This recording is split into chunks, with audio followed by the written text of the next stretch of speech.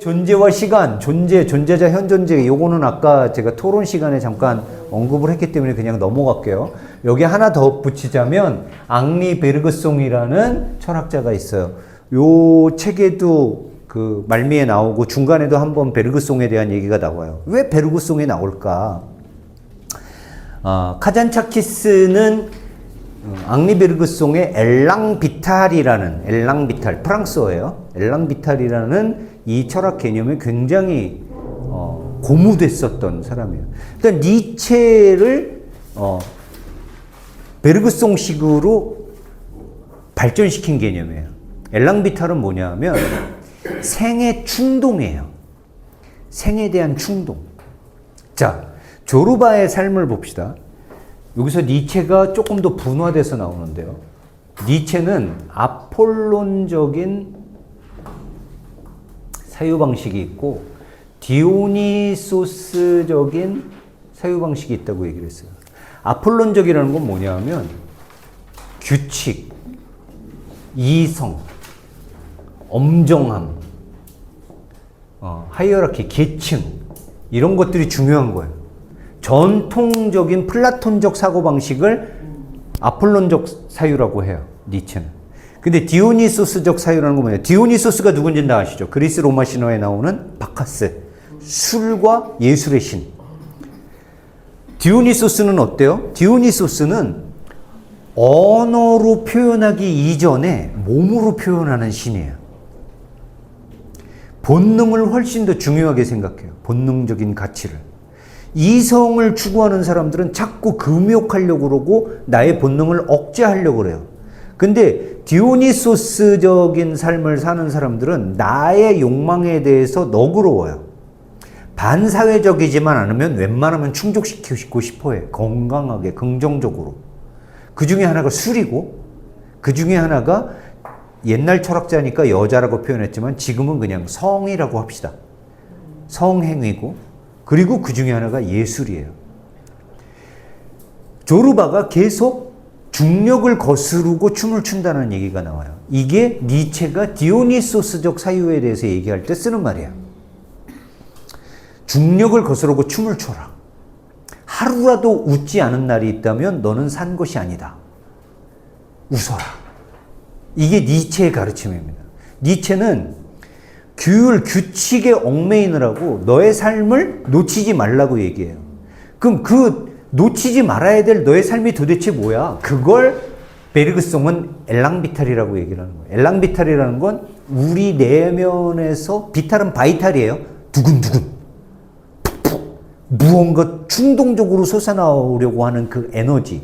우리는 대부분 사회적 규율, 남이 정해놓은 규율, 타인의 시선, 낙타를 몰고 가는 대상들이 씌워놓은 눈가리개, 여기에 맞춰서 세상을 보고 거기에 맞춰서 세상을 살려고 합니다. 그래서 뭘 무시하느냐? 우리 내면에서 솟아나오는 생의 충동, 삶을 향한 충동, 아름다움을 향한 충동을 억제하려고 한다는 거예요. 그래서 니체의 말을 받은 이 베르그송의 엘랑비탈을 카잔차키스는 조르바를 통해서 구현하고 싶어 했어요. 언어, 조르바가 간혹 이렇게 하죠. 말로 표현 못할 때, 이건 말로는 표현을 못합니다요. 제가 춤으로 보여드리겠습니다. 근데 오늘은 안 돼요. 왜? 지금은 엘랑비탈이 없어. 그러니까 이 엘랑비탈이 충만해졌을 때 내가 이거를 당신한테 춤으로 보여줄게. 그러면 화자 나는 그 춤을 보고 와, 감격에 겨워요. 그거는 소설에서 언어로도 표현할 수 없는 어떤 순간이에요. 그게 이 책에 보면 숭고하게 되기라고 얘기를 하죠. 숭고하게 되기. 그게 엘랑비탈을 발현하는 순간을 얘기를 하는 거예요. 마지막으로 법구경, 불교에서 법구경이라는 책에 법구경은 대부분 우화집입니다. 이솝우화집처럼 되게 읽기 쉽게 되어 있어요. 법구경에 이런 말이 나옵니다. 어떤 제자가 부처님께 묻습니다. 부처님, 부처란 건 도대체 뭡니까? 부처가 뭔지 모르겠어요. 그러니까 부처님이 이렇게 얘기합니다. 부처란 서 있을 때 서 있고, 누워 있을 때 누워 있고, 밥 먹을 때 밥 먹고, 말할 때 말하는 자이니라. 무슨 뜻일까요? 조루바가 그걸 그대로 행동으로 옮깁니다. 부처란 과거를 생각하지 않고, 미래를 고민하지 않고, 오직 현재를 즐기는 자라는 뜻이에요. 현재, 지금 이 순간에 최대한 몰입하는 사람. 이게 부처라고 얘기를 하는 거예요. 사실 고타마 시타르타가 이야기한 깨달음의 경지라는 게 38,000경을 읽어야지 알 수 있을 정도로 복잡하고 어려운 게 아니었어요. 근데 우리 인간은 단순한 것도 그럴듯하게 보이게 하려면 어려운 말로 이걸 포장을 해야 돼요. 그래서 철학자들도 맨날 되게 쉬운 거를 되게 어렵게 쓰죠. 하지만 알고 보면 어려울 거 하나도 없어요. 복잡할 수는 있어요. 어떤 사고가 다음 사고를 낳고 그 사고가 또 다른 사고를 낳고 이런 사고의 계보를 따라가다 보면 복잡할 수는 있는데 개념 자체가 크게 어려울 건 없습니다. 그 불교의 개념 중에 제일 중요한 개념 중에 하나가 뭐냐 하면 현재를 살아라 하는 거예요. 바로 지금 내가 목도에 있는 것에 최대한 몰입하라는 얘기예요. 이게 단순하지는 않은 것이 그 다음에 또 법구경에 뭐 그걸 정반대로 뒤집는 또 우화도 나오긴 합니다.